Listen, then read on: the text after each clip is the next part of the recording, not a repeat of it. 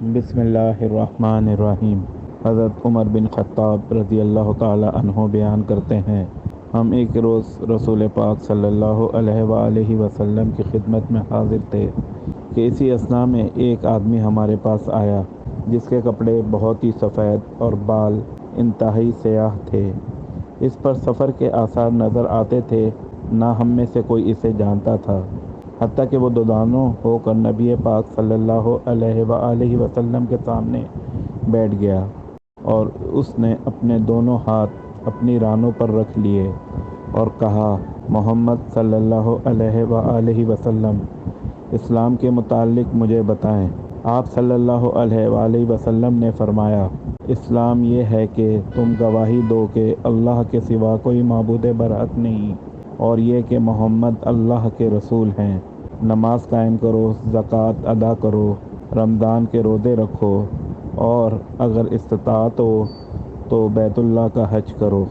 اس نے کہا، آپ صلی اللہ علیہ وآلہ وسلم نے سچ فرمایا۔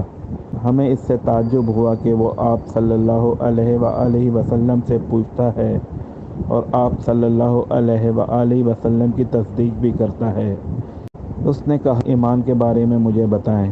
آپ صلی اللہ علیہ وآلہ وسلم نے فرمایا، یہ کہ تم اللہ پر، اس کے فرشتوں، اس کی کتابوں، اس کے رسولوں اور یوم آخرت پر ایمان لاؤ، اور تم تقدیر کے اچھا اور برا ہونے پر ایمان لاؤ۔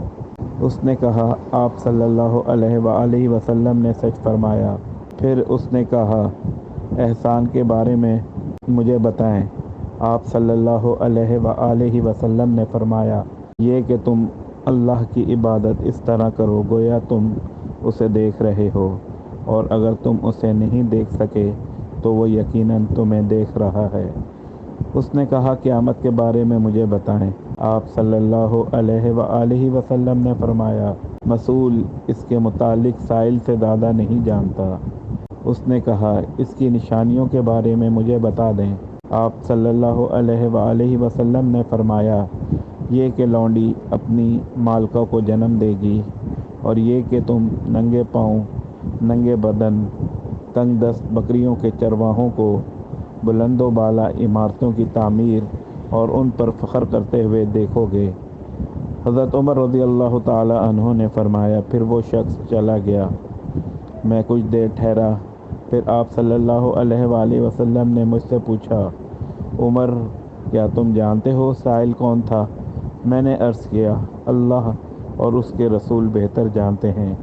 آپ صلی اللہ علیہ وآلہ وسلم نے فرمایا، وہ جبریل علیہ السلام تھے، وہ تمہیں تمہارا دین سکھانے کے لیے تمہارے پاس تشریف لائے تھے۔ رواہ مسلم 93۔